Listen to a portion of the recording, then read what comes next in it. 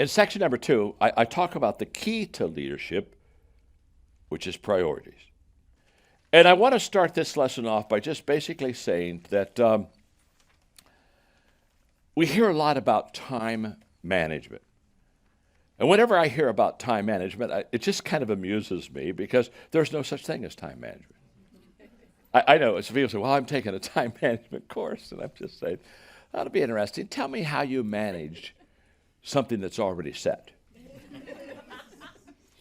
Unless I miss it, if you manage or don't manage time, it's still 24 hours in a day. Are you with me?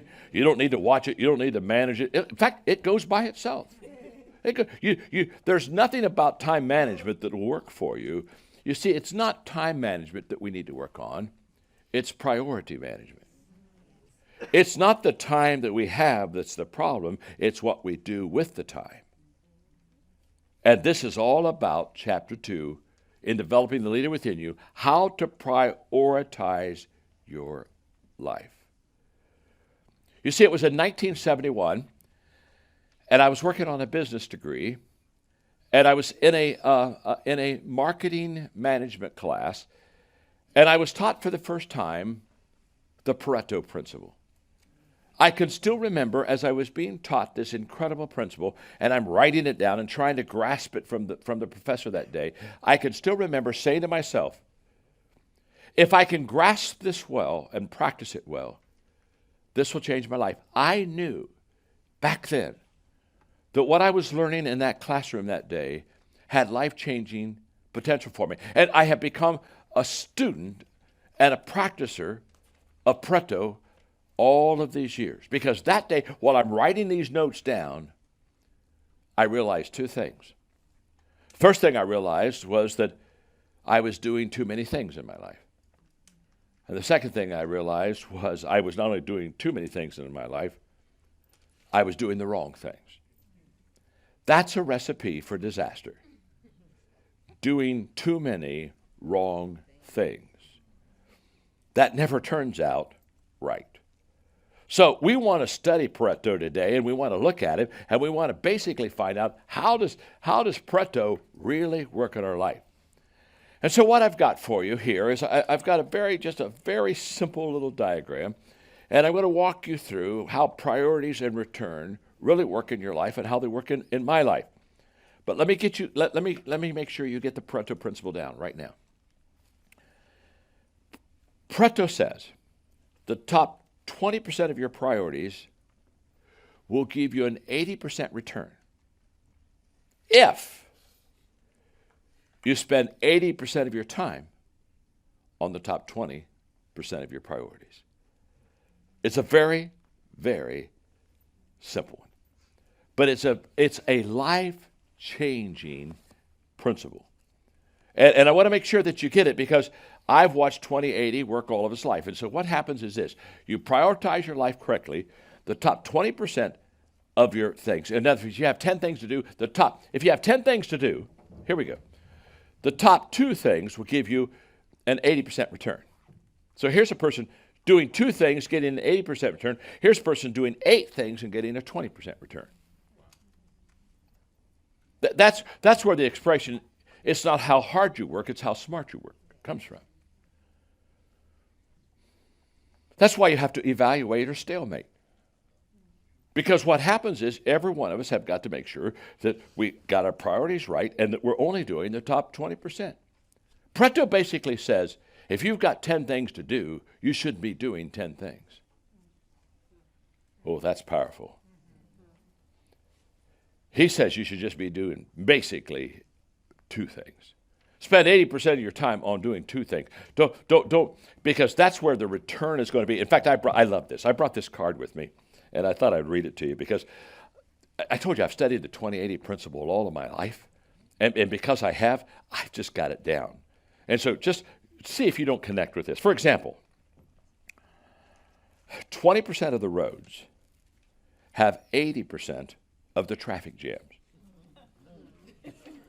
Isn't that true? I mean, in Atlanta, I lived here for quite some time, and there are some roads you just don't go to. I mean, it's just going to be, there's just a bunch of people out there on those roads, you understand. Okay. This is a little bit about drinking, but 20% of the drinkers will consume 80% of the beer. Huh? Hit me again, Sam. Hit me again.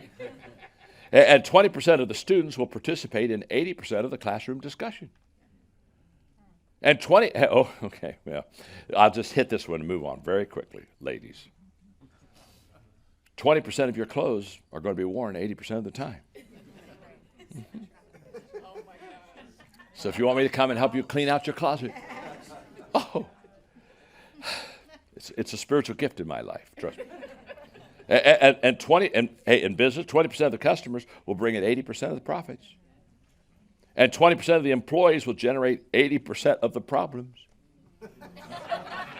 Oh, isn't that fun, huh?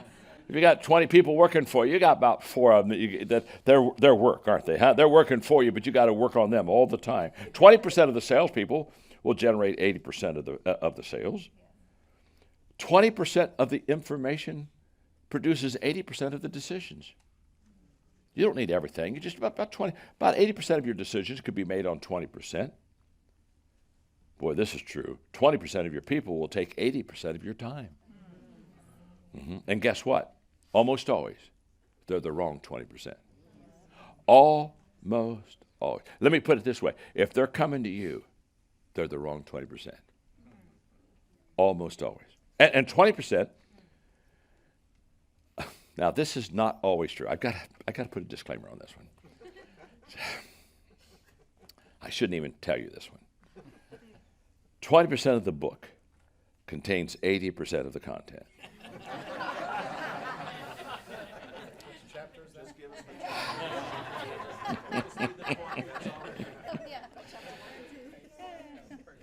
The exceptions are the books that I have written.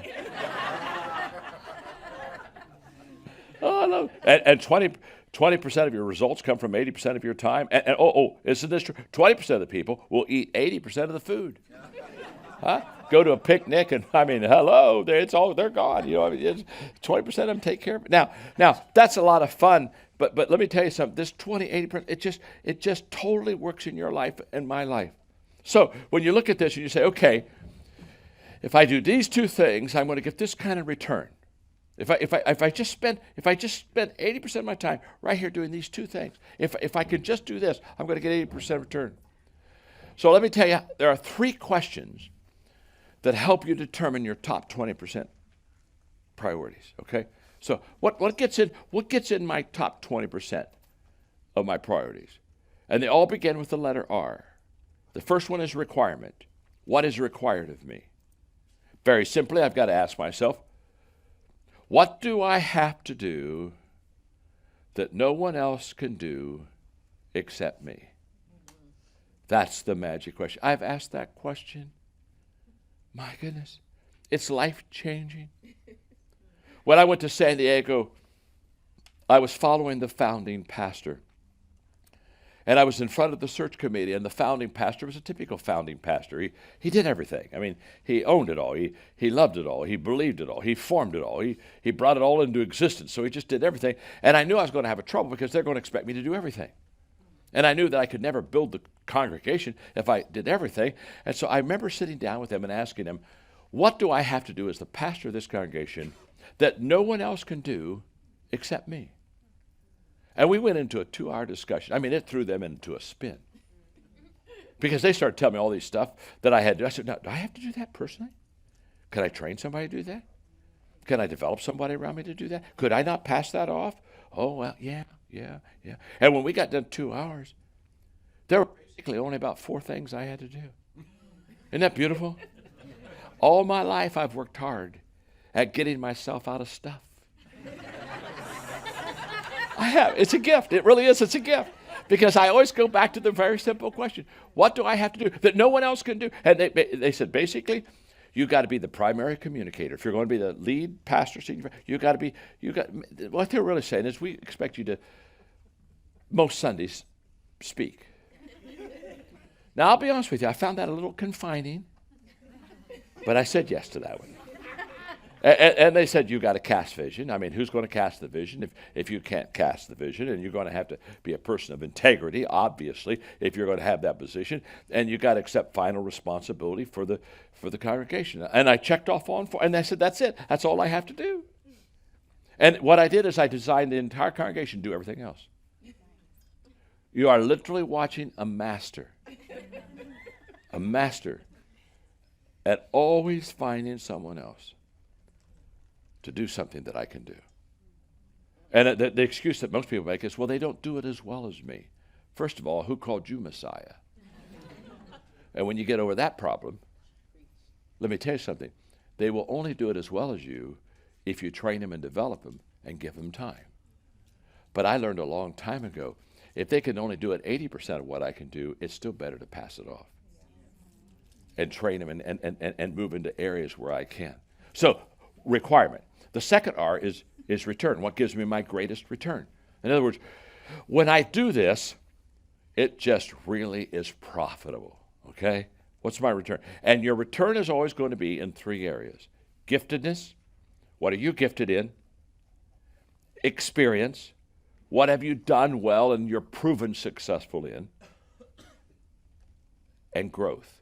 What are you learning and what are you growing in? Because what you're learning and growing in is what you're passionate about, and what you're passionate about almost always has a good return for you. So requirement, return, and the third R is reward. What is rewarding in my life? What is rewarding to me? Because whatever that is, you're going to migrate to that anyway. Because people do what they want to do. People do what they love to do. That's the passion question. Now, here's the key. And the reason I'm teaching this 3 hours with Pareto is very simple. Because we're trying to figure out what that top 20% is so we can get that 80% return. Are you with me? Yes. And the 3 hours will help you get your top 20%. That'll help you figure that out.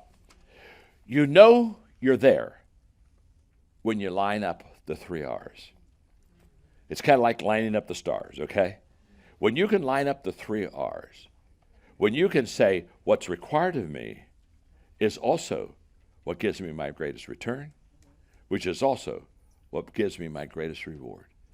When they're the same thing, you're cooking. And can I tell you something? That's exactly where I am in my life. But let me tell you something. It takes a while to get there. In the beginning, what you're going to find out, what's required of you isn't what gives you your greatest return. You just have to start working. Are you with me? And so in the beginning, you're just doing a whole bunch of stuff, and you're saying, I'm really not good at this. It's not good. It doesn't matter. Shut up. You're just a rookie. Keep working. Just keep working. Keep working. But here's what happens. As you get better, you get to choose the 3 R's. You get control over those 3 R's. In the beginning, you don't have that. But as you get better, you begin to understand how they work, how to line them up and make them really work for you. And why do we do this? Because once you do this, you become more productive and you have a greater margin in your life. And both things are important. Productivity, getting a greater return, but also having margin. And margin is the space. It's the space that exists between what you're doing and the limits of how much can you do. And there's a space between here's what I do and here's all that I can do. And that space between that is the margin. And your goal is to have margin. It's very simple. The reason that you want to have margins is that's where you can spend your time thinking and being creative. Listen to me carefully. The greatest sufferer of a lack of margin is you lose your thinking and creative time. And when you lose your thinking and creative time, it's only a matter of time until you give up your leadership. Because leadership is being able to see more, see before, see greater. Are you with me? Yeah. And you have to have margins to do that. And when you're so busy that you lose that time, you begin to lose what I call that leadership edge. And I used to have this, what I call faulty thinking. This is an area I was very weak in, not having margins in my life. Very, very weak in. In fact, I failed miserably in it. But I had faulty thinking. I had this faulty thinking of thinking that I would create margins when I get caught up on my work. Now, let me tell you something. That's stupid. That's not only faulty thinking, that's just stupid thinking. Because guess what? You never get caught up on your work. Is there anybody in this room that ever got caught up on their work? I mean, just one day you say, oh my God, I'm just, what do I do with today? I'm just caught up. Oh my gosh, this is amazing. Everything is nailed down. This is now. You never get caught up with your work. And so therefore, if you're waiting for that to create margins, you never will. And the other one is, people need me. If you think people need you, you'll never create margins, because can I tell you something? There is a line that never stops of needy people. And there today are thousands of people that need John Maxwell. Are you with me? Yes. And if I play that game, well, you know what? The people need me. I would love to have margins in my life, but there's just people, they need me. I'm here to tell you right now, they'll always need you. What you've got to decide is, how many of them do you need? Hello? You see, your calendar will be full. The question is not will your calendar be full. The question is, who fills your calendar? If other people fill your calendar, you're now working on their desires and wishes, and you're not getting your return. You've got to set your calendar. You've got to figure out who those people are. And I'm going to talk about that in a moment, because the value of margins is that you get energy renewal and you get more creative thinking time. And I'm here to tell you, if you're a leader, you better have energy renewal, and you better have good creative thinking time.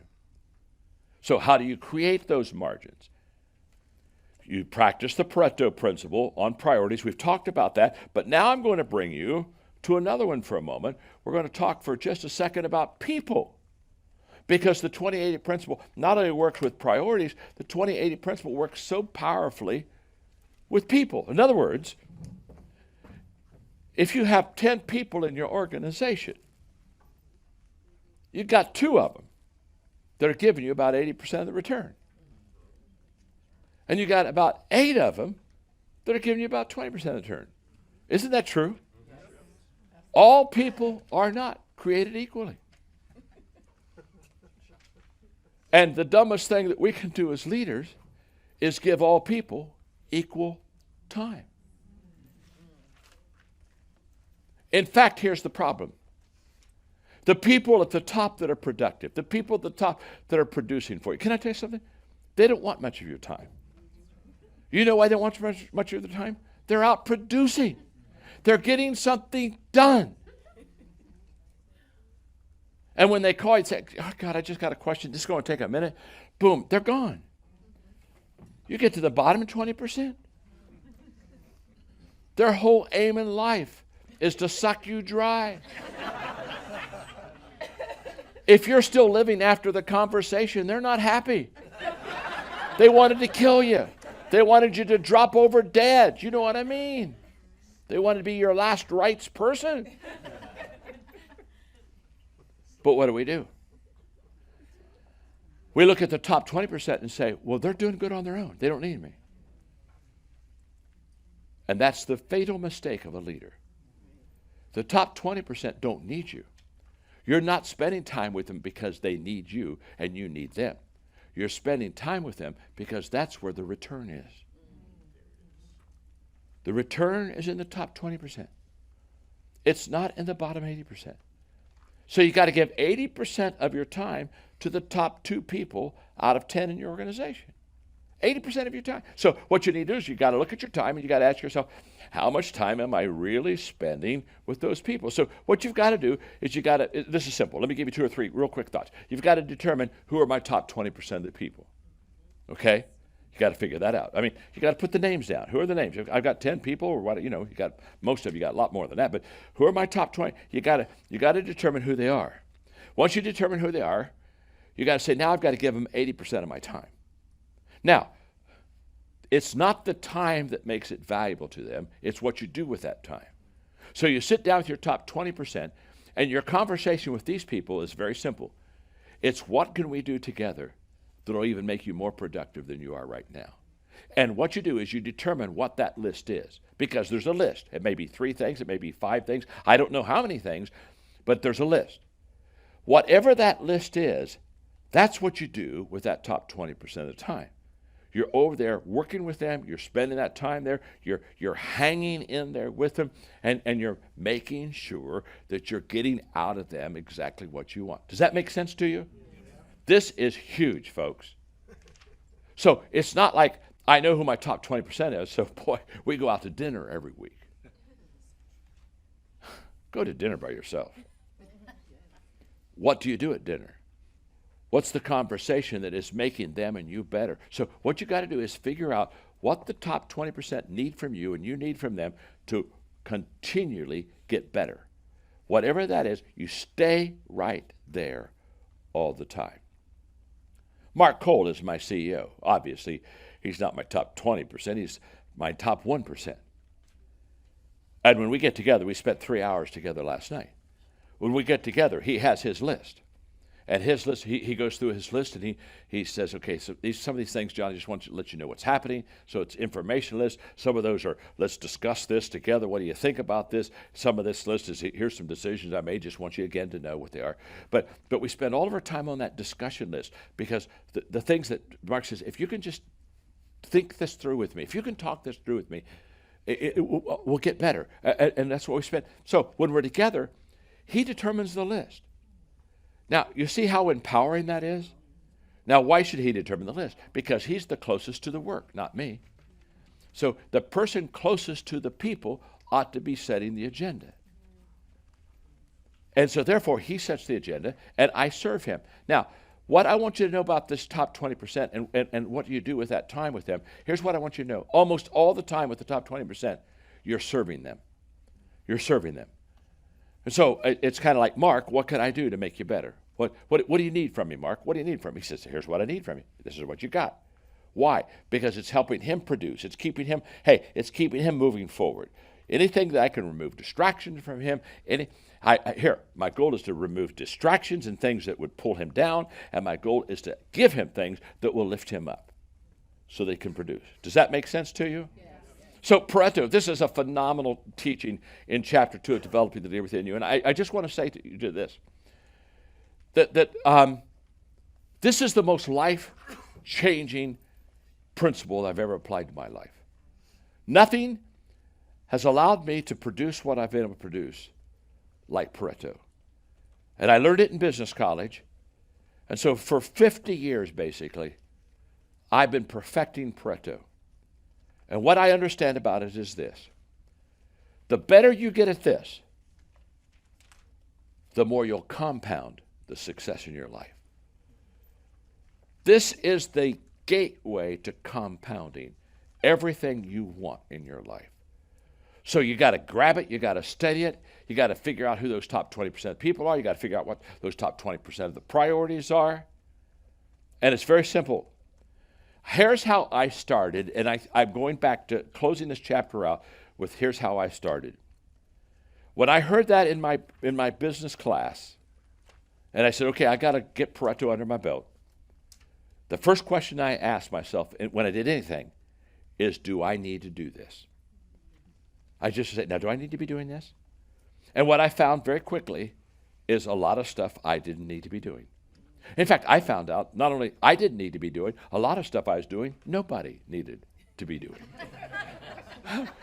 Hey, that's lower than delegation. That's called dumping, okay? Just dump it, back it up and dump that sucker. Are you with me? In other words, I didn't even need to, it wasn't even, I had some things in my life, it wasn't even worth delegating to somebody. You know what I'm saying? Just dump it, John, dump it. So do I need to do this? After I decided that it needed to be done, the second question I asked was, can someone else do it now? And I love that, can someone else do it now? Because if somebody around you can do it now, that's the quickest way to get on your priority path. Give it to them right now, okay? What I found was that the third question helped me if the second question wasn't true. If I didn't have anybody to do it now, I would ask myself the third question, can someone else be trained to do this? And I found that almost if answer number 2 was no, then there was a yes, and I can train someone else to do it. And so I decided to spend my time in developing and training people. Now, listen to me very carefully. Every one of us have had this experience where we've poured our time into somebody, we've developed them, we've equipped them, we've given them 100%, and they're just rising, and then all of a sudden they leave us.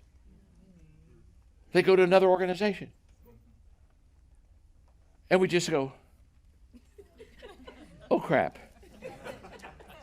That's Greek for another word I won't talk about. Oh, crap. They just left me. I just spent all this time working on them. I just gave them my very best, and they're gone. And here's where we have our problem. We make the decision I made early that was the wrong decision. I'll never do that again. Man, that's just, it's too heartbreaking. It hurts. And besides, they're gone. Now, let me tell you what's worse than having trained somebody and having them leave you.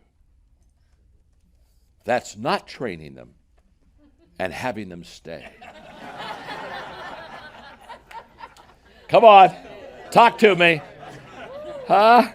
And we already got way too many that aren't trained that are staying. You follow what I'm saying? And that's why developing a leader within you is all about. That's why this lesson's all about. It's all about figuring out top 20% priorities, top 20% people, putting 80% in those two things, and then very quickly learning to pass this stuff off to other people so that you can focus on the main thing.